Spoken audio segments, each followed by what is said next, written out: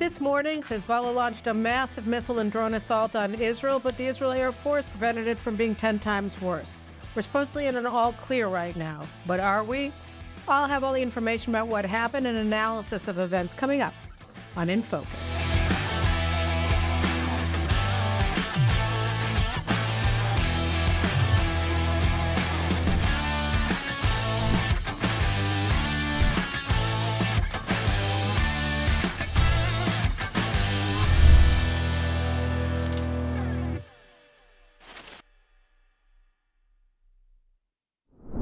Israelis who don't live in northern Israel woke up this morning to discover that around 5 o'clock in the morning, Hezbollah was poised to launch a massive missile and drone assault against Israel, not only northern Israel, but also a lot of targets in central Israel, in the Tel Aviv region. And what actually ended up happening was that around somewhere between 210 and 320 missiles and drones and rockets got through. They all apparently landed in northern Israel, although Hezbollah claims that it hit 2 targets in North Tel Aviv, in the center of the country. But we'll have to see. The IDF denies it, and Hezbollah chief Hassan Nasrallah is supposed to be giving a speech later today to discuss what happened. But in the meantime, what happened was that the IAF, the Israel Air Force, recognized the movements of Hezbollah launchers, essentially, and attacked the launchers on the ground before they were able to become operational and launch the actual missiles at central Israel. And as a result, they blocked it. So according to the IDF spokesman who spoke earlier this morning, Hezbollah was poised to deliver somewhere between 3,000 and 6,000 missiles on Israel today, Sunday, August 25th, 2024. We were supposed to absorb a volley of somewhere between 3,000 and 6,000 missiles, which of course is massive, from Lebanon today. And in the event, we absorbed up to 320 missiles and drones. So on the one hand, it seems like, well, then that's a win, right? Because only 10% of the intended, or 5%, depending, of the intended projectiles were actually shot against Israel, because Israel attacked the launchers, blew them up,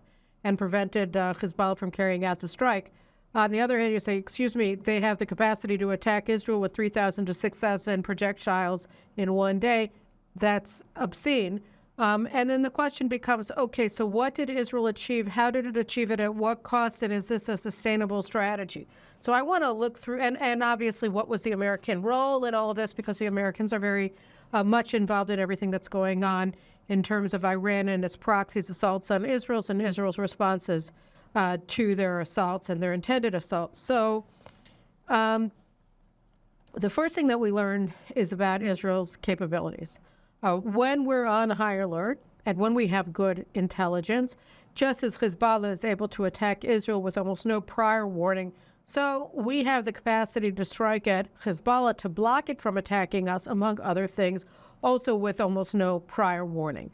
But let's just take this apart a little bit. So on the one hand, that's great. So we have a balance of forces, that Hezbollah being located right at the border with northern Israel, they can launch particularly rockets, armor-piercing rockets, which is what has been the most lethal tool that they've used against Israel.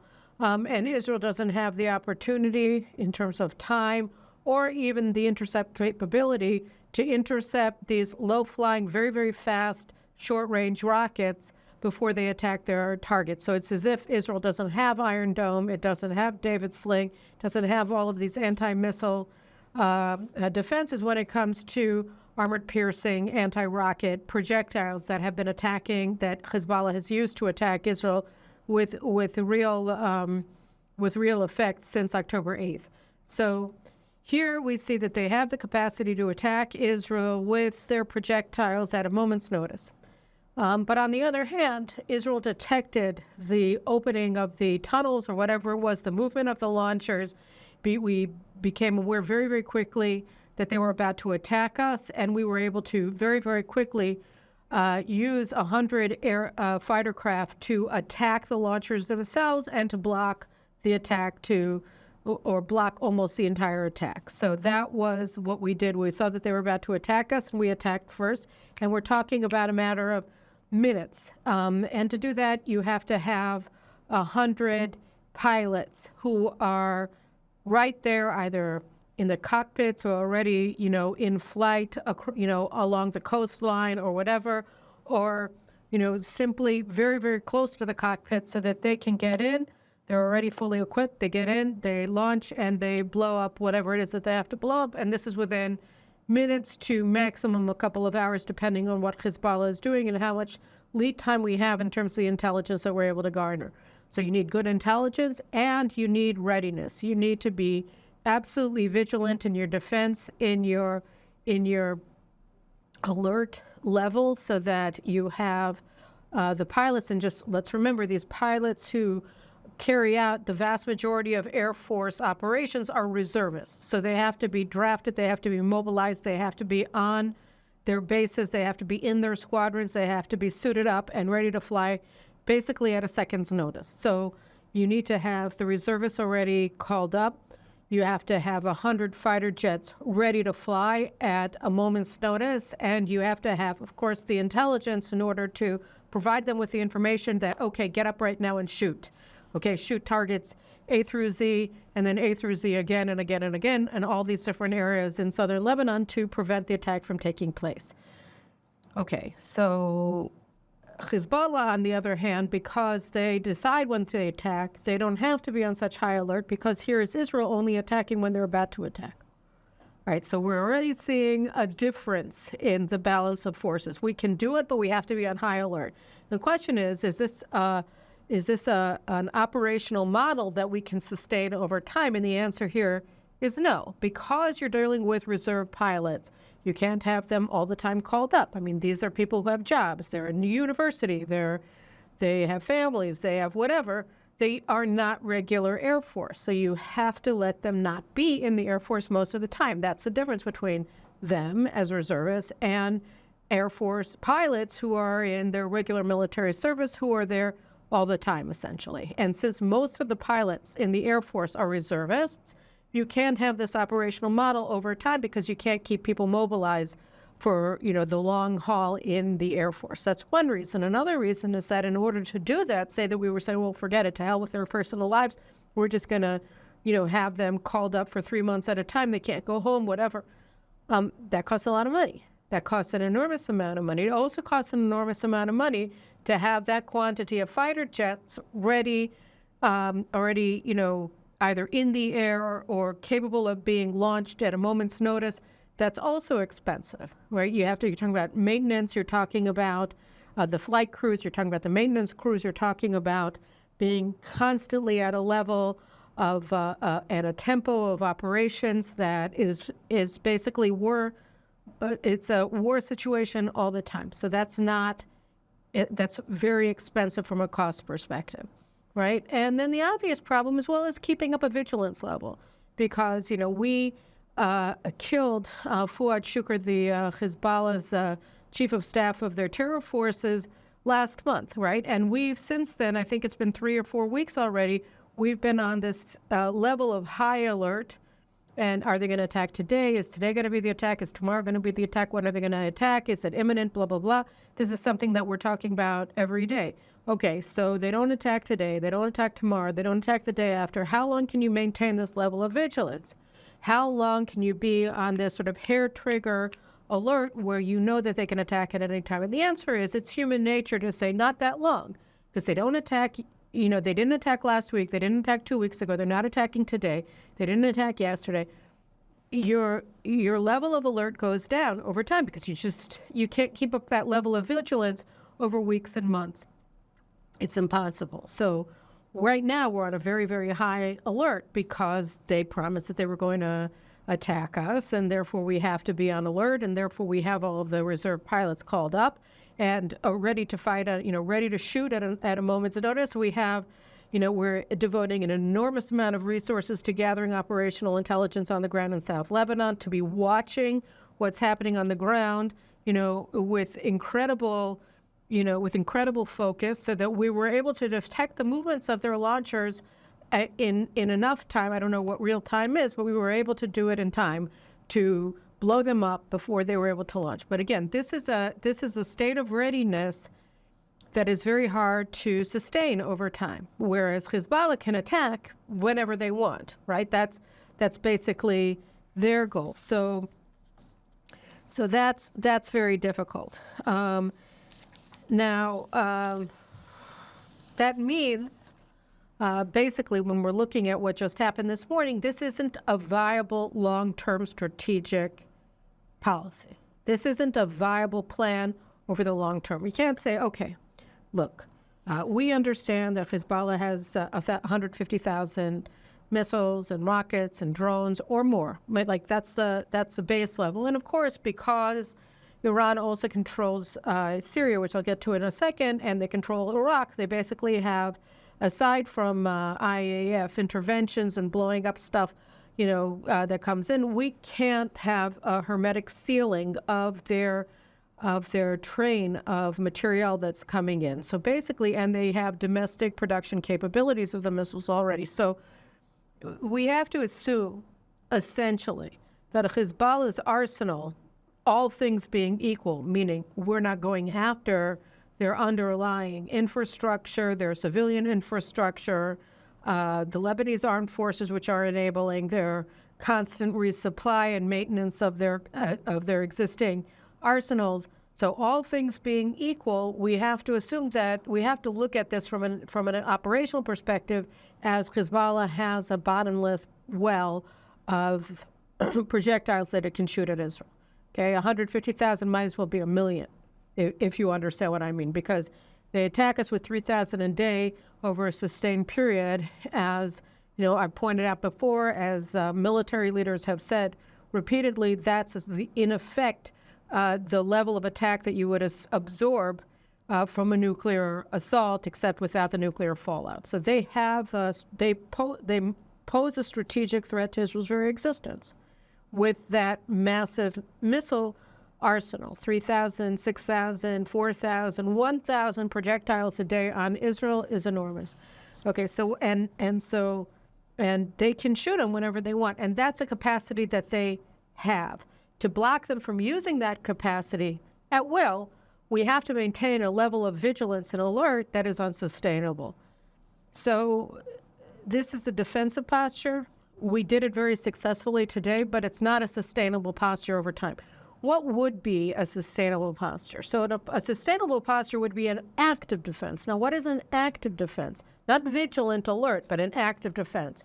So an active defense would involve preventing them from attacking at will, which means that rather than going after their imminent intentions, right, to strike us with 3,000 or 6,000 projectiles on August 25th, 2024, and then bomb specific launch pads that they're about to attack us from with these missiles, it's to go after Hezbollah's arsenals, it's to go after their forces in a massive way, so that what we're actually doing is diminishing their capacity. So they have this capacity, and the way to actively defend against it is to diminish that capacity, right? So that would involve preemptively attacking. This morning, the media and the government and the army called what they did a preemptive attack, but it's not a preemptive. That wasn't a preemption. That was simply preventing an imminent strike. I mean, I guess you could call it preemptive, but that's just like, let's take a word and make it mean something else. Preemptively attack usually means, right, that you are taking out a capacity that they may be about to use imminently, but we're not talking about 15-minute intervals. We're talking about like a day or so, like what happened in the Six-Day War, or it means going after Iran's nuclear installations today to block them from using them by knocking out its incipient military nuclear capabilities by destroying what they already have before they cross the nuclear threshold. So that would be a preemptive strike.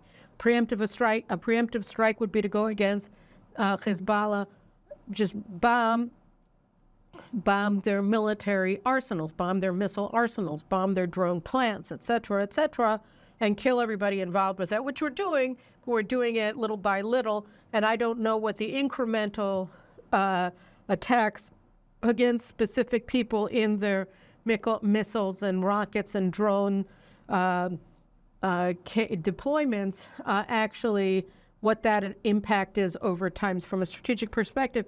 It's not that we're not playing the strategic game, but we're playing it so slowly and to such a limited degree that it's not clear that we're undermining at all their strategic capacity to attack us with thousands of missiles a day, as they were about to do today. So an active defense would be going after them. An active defense would, for instance, be taking over South Lebanon and killing all of the Radwan ground forces that are poised to invade northern Israel. Because let's just remember, they have enough short-range missiles to essentially wipe out all the IDF forces in northern Israel and then just come in and seize communities. So that right now, that's the operational control that they have over Israel with their missile threats.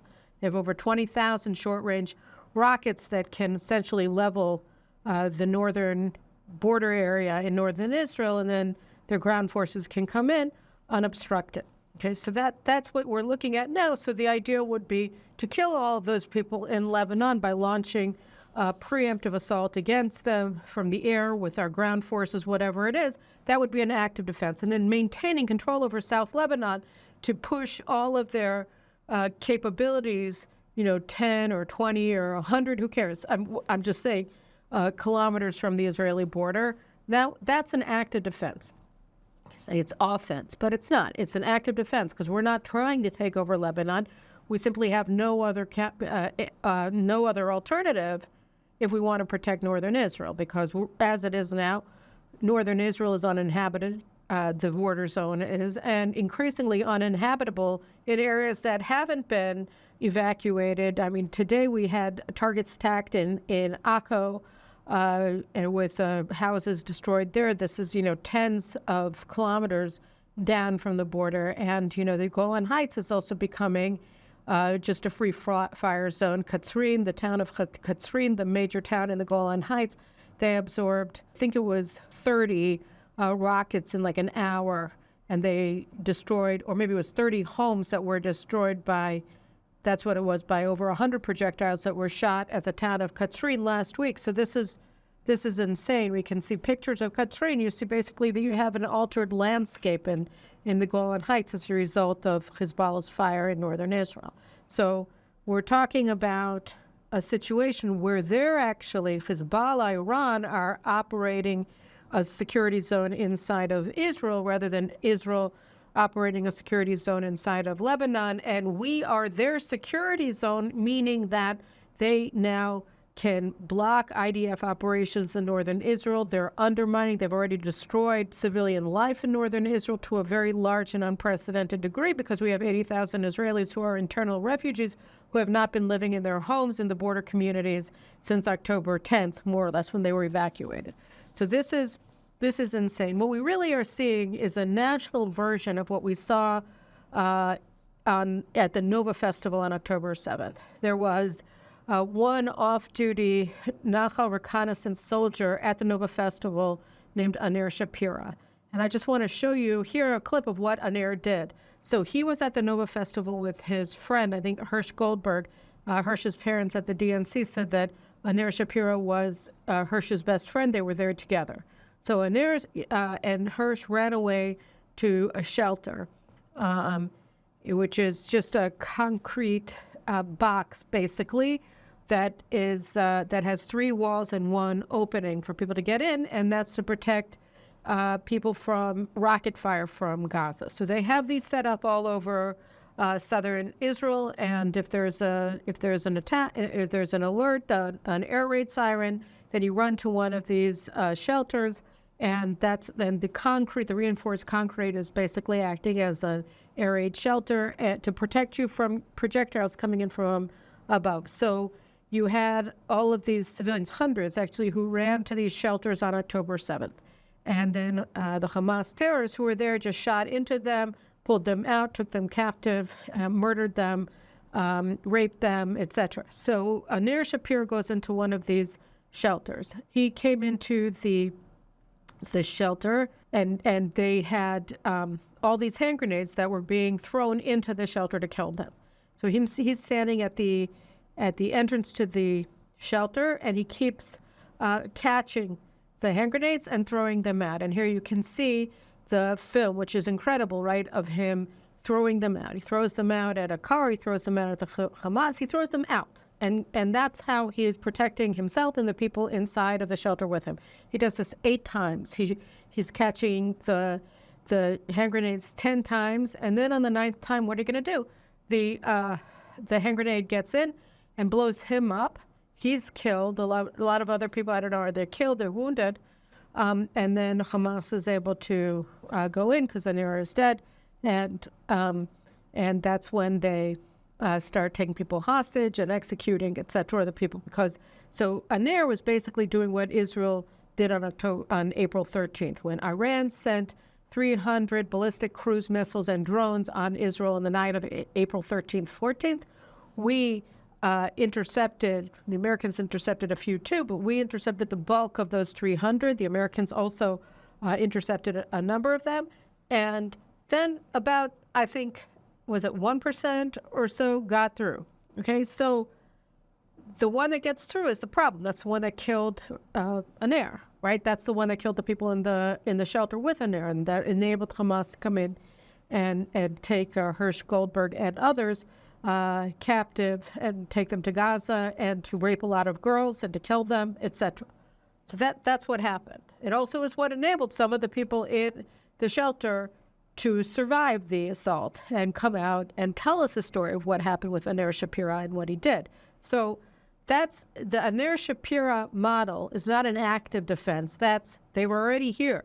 They already are shooting at us. They're already throwing grenades at us from, point blank range, and we're trying to block them. And that's essentially what we saw this morning. Hezbollah is about to attack. The IDF comes in, blocks, I don't know, some say 3,000, some say 6,000 of the missiles from being shot at Israel. But again, between 210 and 320 actually got in, and they killed the people in the shelter, or in this case, they destroyed homes in Akko. So, it's one of those things where you say, great, but actually what the purpose of a defense is to block Hamas from getting into Israel. It's to block Hezbollah from being able to shoot at Israel, from invading Israel, etc.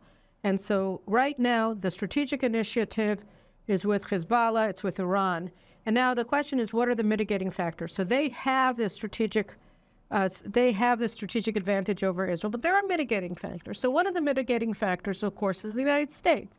The United States has been sending a lot of naval assets to the region since Israel conducted the attack in Lebanon and is credited with the attack in Tehran that killed Hamas leader Ismail Haniyeh, for which the Iranians have pledged vengeance.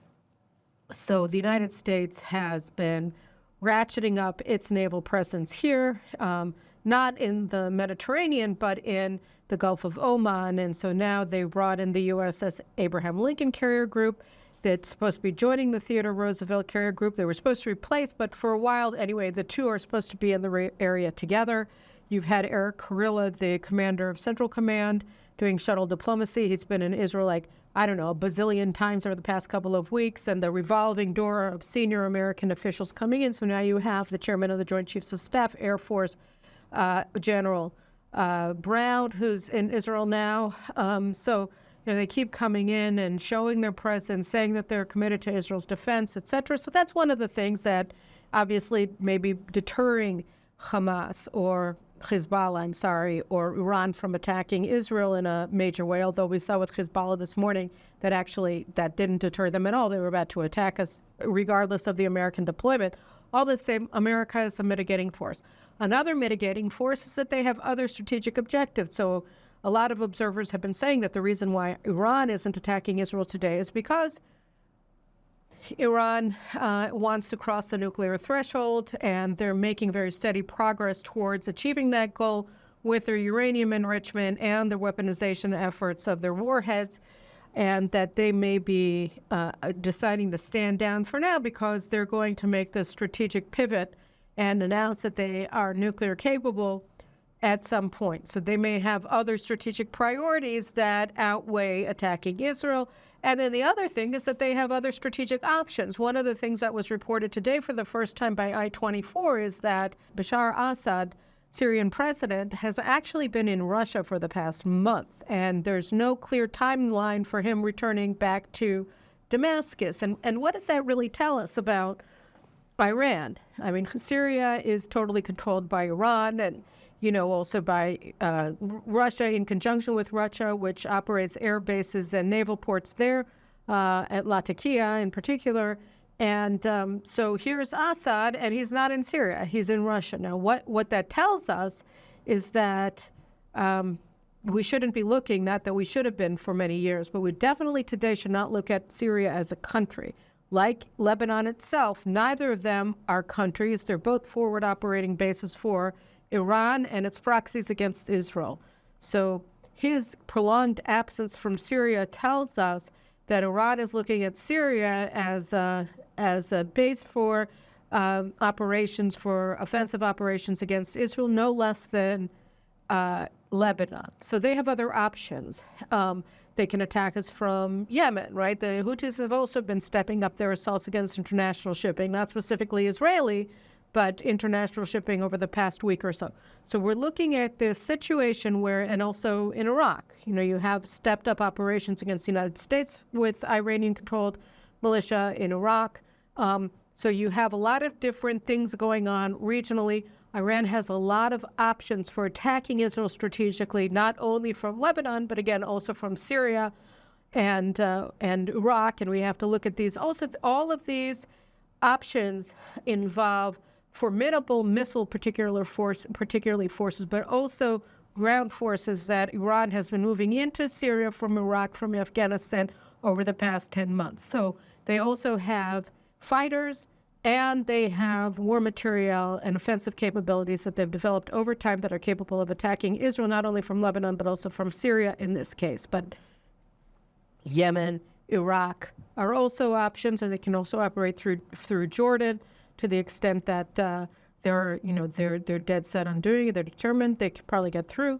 And so we're looking at an enemy who has a strategic advantage over Israel because on the one hand, the United States isn't really deterring them, as we saw from Lebanon this morning, although the United States does weigh into their considerations, which may be informing one of the reasons for Iran's hesitation or delay in attacking Israel, although there are other considerations, including other options, aka Syria in this case, or Iran has another strategic objective, which they think is more important to preserve and to advance than attacking Israel on any specific day of the week. So those are very important, and that brings us back to let's look square and center at what the United States is doing, what its role is here.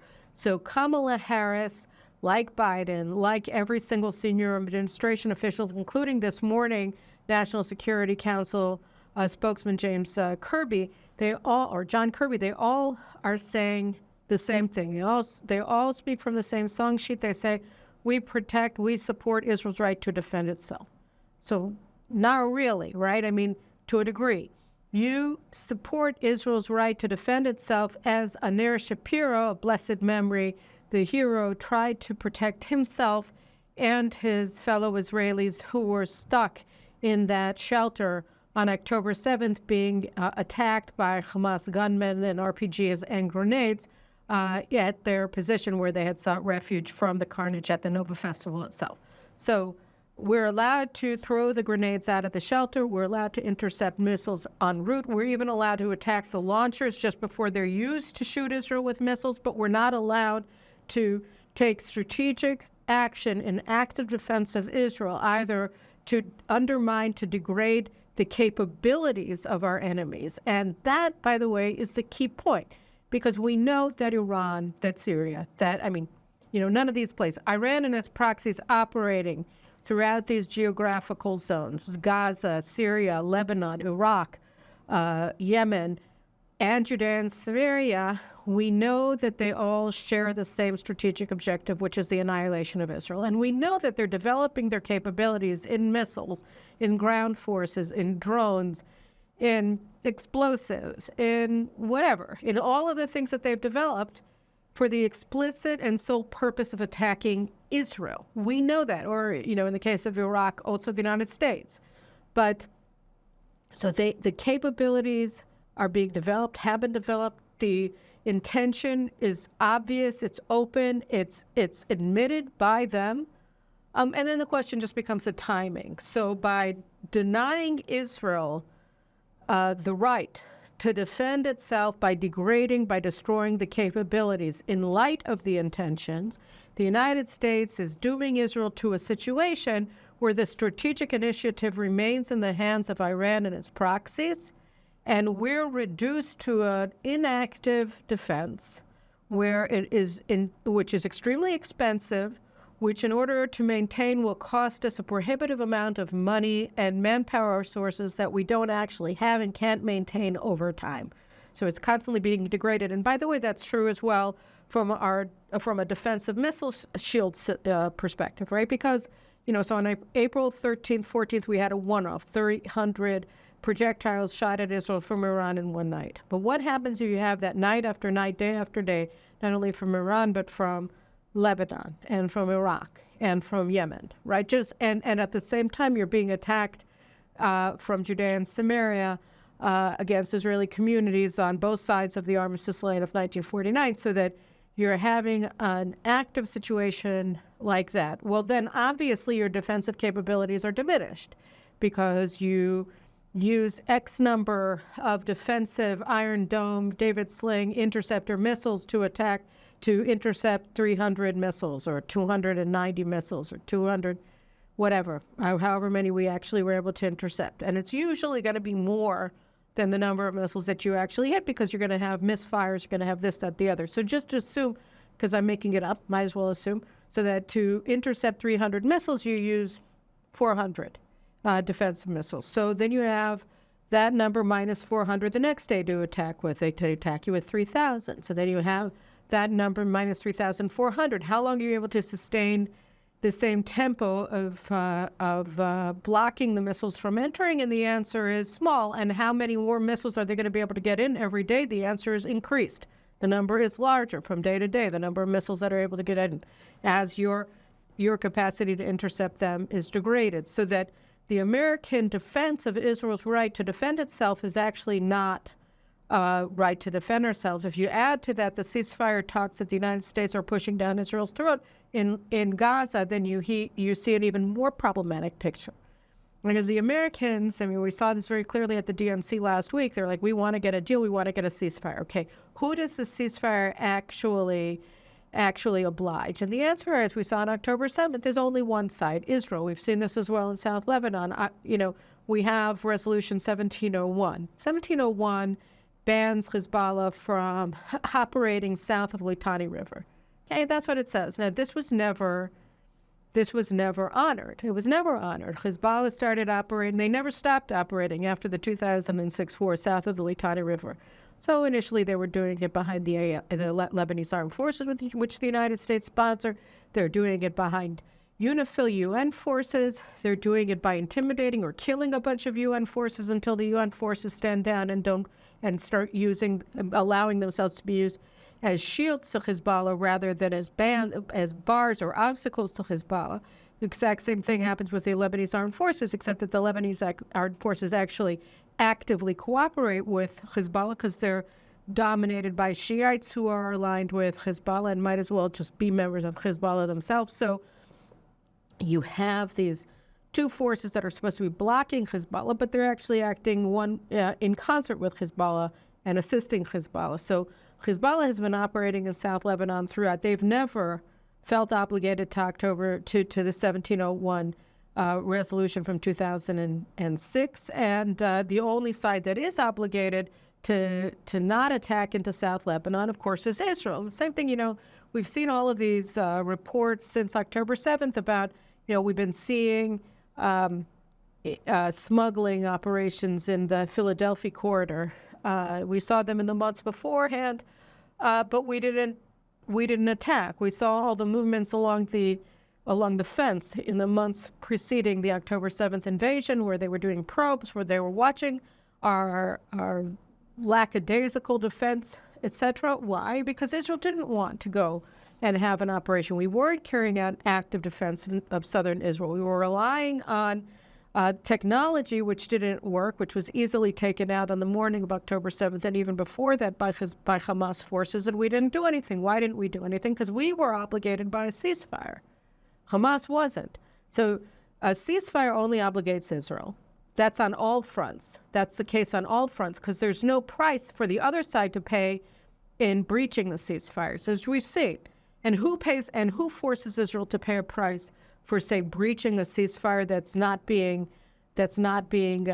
held by the other side? And this is also true with the Palestinian Authority in Judea and Samaria, Israel. The United States punishes Israel if Israel takes preemptive action against any of these actors who are equally and all sworn to Israel's annihilation. It's only Israel that has to pay a price, and we have to pay a price because the United States punishes Israel for breaching a ceasefire which isn't actually being held because the other side has been in breach of it from day one.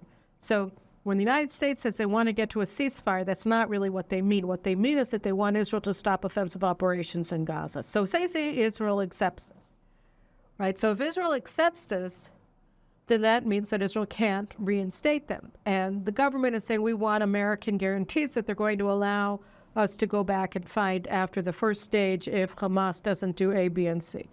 Well, good luck with that, because the whole purpose of the ceasefire talks of the United States is aggressively mediating, at least insofar as Israel is concerned. Hamas isn't even participating in them, is to get Israel to stand down. So that's some support for Israel's defenses when you are actively trying to block Israel from defending itself, and defending itself in this case with active defense, which means offensive operations to destroy Hamas's capacity to attack Israel and to block them from being able to maintain them. And that gets me to the last thing that I want to talk about, which is the Philadelphia corridor. So you've heard a lot about the Philadelphia corridor. What the heck is the Philadelphia corridor, and why is it called that? So Philadelphia was just a code name on an Israeli map, a defensive map from, I think, like the early 1980s when we were doing the talks with the Egyptians about withdrawing from the Sinai Peninsula. That was just a computer-generated name. Philadelphia corridor has nothing to do with Philadelphia. That referred to the 14-kilometer-long border between Gaza and Egypt. Okay, and the city of Rafah in 1982 traversed both sides, and so they blew up all the houses on the Egyptian side and built a new neighborhood for them on the Israeli side in Gaza for them to live in, and they all moved there by 1996, I think. At any rate, so the Philadelphia corridor is simply the border zone between Gaza and Egypt, and it goes from the Mediterranean in the west to Israel in the east for 14 kilometers, okay? And now, since the beginning of the war, Israel, it was insane, I felt, from the outset that we should have taken over the Philadelphia corridor on October 8th. They had 256 Israeli hostages. You want them to be blocked from being able to smuggle the hostages out of Gaza and into Iran through Egypt, etc. You have to block the international border. The first thing that you want to do if you want to secure the hostages is take control of the international border so that they can't be secreted out of Gaza. The military didn't want to. They wanted to go into northern Gaza, where the operational headquarters of Hamas were at the time. Fine, they didn't want to go. And then Egypt started threatening Israel openly, along with the Biden administration. Particularly Kamala Harris was the most outspoken about it, threatening Israel. Egypt started in February threatening that they were going to abrogate the peace treaty with Israel even if we took over the international border, which was weird, right? Like, why would they do that if they're opposed to Hamas, if they're opposed to terrorism, if they're an American ally, if they're an Israeli peace partner, etc.?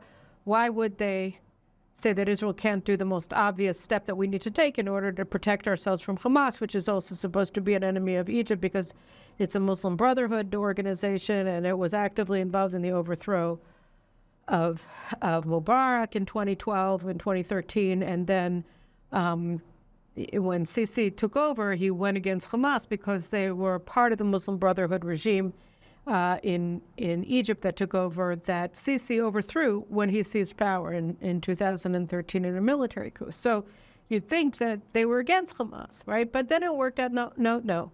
What we've discovered is, so in February they started threatening to abrogate the peace treaty if we go into Rafah. And again, let's just talk about it for a second. If you want to, A, protect the hostages, which is a key goal of the war, then you have to take over the international border so that they can't be smuggled down. If you want to destroy Hamas as a military force and maintain that destruction over time so that they're not able to regenerate the threat and pose a threat to Israel at any time in the future, then you have to prevent them from rearming and regrouping. And the principal place that we discovered on October 7th that they had been armed from is Egypt through the Philadelphi corridor. Okay, so obviously there is no more strategic position that Israel has to take in order to win the war than the international border that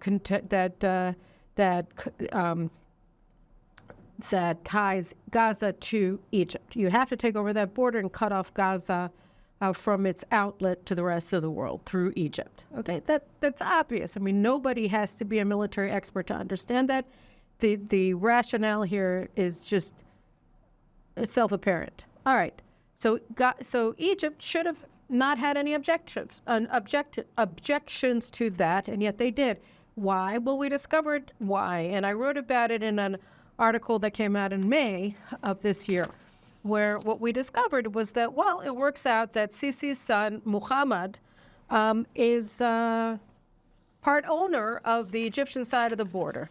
He's a general in the Egyptian army, and like his daddy, and he is the deputy commander of the General Intelligence Service that controls the Sinai. And he is a co-founder, silent partner in something called the Origami Group, which is, Origami is the most powerful Bedouin chief in the Sinai along the border zone with Gaza in the Rafah area. And they founded a group called the Origami Group that it controls the Egyptian side of the border with Gaza. Okay, and they've made, and everybody who comes through, everything that goes through, they get a cut of from bribes. So, for instance, they were saying that, it's costing anywhere between $5,000 and $10,000 to be permitted to leave Gaza and go into Egypt for the first several months of the war. And they got a cut of that, and they made, reportedly, tens of millions of dollars just from bribes of Gazans who want to leave, who are paying the Egyptian authorities, and that was going to the Origami Group, which controlled the terminal from the Egyptian side, and that's owned by, among others, Sisi's son. So it's a lot of money involved, a lot of monetary losses involved if Israel takes over the border, and then their little scheme is done. That's one thing. It's money.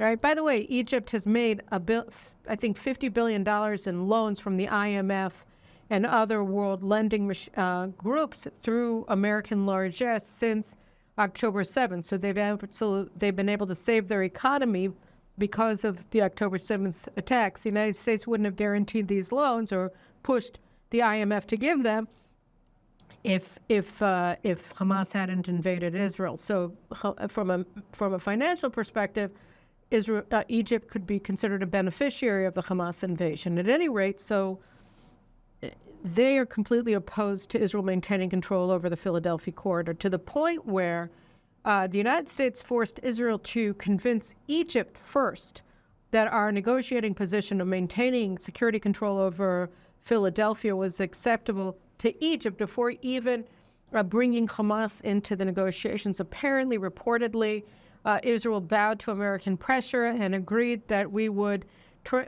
give up 5 out of 8 observation posts along the border, along those 14 kilometers, and only maintain 3 in order to maintain physical control over the Philadelphia corridor during the supposed ceasefire that's supposed to come into place during the hostage swap for terrorists. So they're saying, okay, limit Israel's presence, diminish Israel's physical presence along the border from 8 positions to 3. And if the Egyptians agree to that, then this can be a demand that is brought before Hamas, which is apparently where we are today. But why are we negotiating with Egypt? Egypt should agree with us as a matter of course. Certainly the United States should. But that's the whole point, that they don't. So again, here too, we see that the guarantees of Israel's right to defend itself are empty, that it's not true, because obviously the only way we can defend ourselves is by controlling the Philadelphi corridor in this case with Hamas. Like, they obviously are going to rebuild. And then there was a report yesterday that I didn't see anywhere else, but he made it on record with and said that he was absolutely certain of it. So is Brigadier Amir Avivi from the Israel, it's called the Bitronistim, this group of thousands of retired generals and other officers and warfighters who've come together, and they have this organization called the Bitronistim, and Amir Avivi is the head of it. So he was on one of the shows on Channel 14 last night, and he said that the reason why we need to control the Philadelphia corridor is because Hamas has literally thousands of fighters with missiles that are waiting in the Sinai to come back into Gaza or to come into Gaza the minute that there's a ceasefire through the tunnels in the Philadelphia corridor. So what are we talking about here? That's exactly what we're talking about, is that Hamas wants to restore its control over the international border so that it can rebuild its forces, which means that they can't be allowed to. And by the way, what does it tell us about Egypt? That you have thousands of Hamas terrorists in Egypt, in Sinai, waiting to come into Gaza, assuming that what he said is true. So, I mean, why isn't Egypt arresting them? Why isn't Egypt disarming them? That's a threat to Egyptian security, isn't it? Egypt doesn't want to have a war, but that's the whole point. The Americans say that they want to block Israel from retaliating, that is, carrying out active defenses against Hezbollah in Lebanon, against Iran, etc., because they want to prevent a regional war. But what we say is that we've been in a regional war since October 7th. Because Iran is behind everything, and it has proxies all over the region that are actively engaged in attacking Israel. And they have been since October 7th. So we're not talking about blocking a regional war. It's all a lie. It's all just, Orwellian language here. It's not blocking a regional war. There is a regional war. It's called a regional assault by Iran through its regional proxies and directly from Iran against Israel. All of them unified behind Iran's operational concept, which is annihilating Israel in one way or another, right? Or 17 ways, as the case may be. And so when you say you want to block a regional war, you're not talking about blocking a regional war. You're talking about blocking Israel's ability to actively defend itself against the regional campaign that Iran is waging against Israel through itself and through its proxies. And also protecting Egypt, which is at least, an auxiliary force in Iran's war against Israel.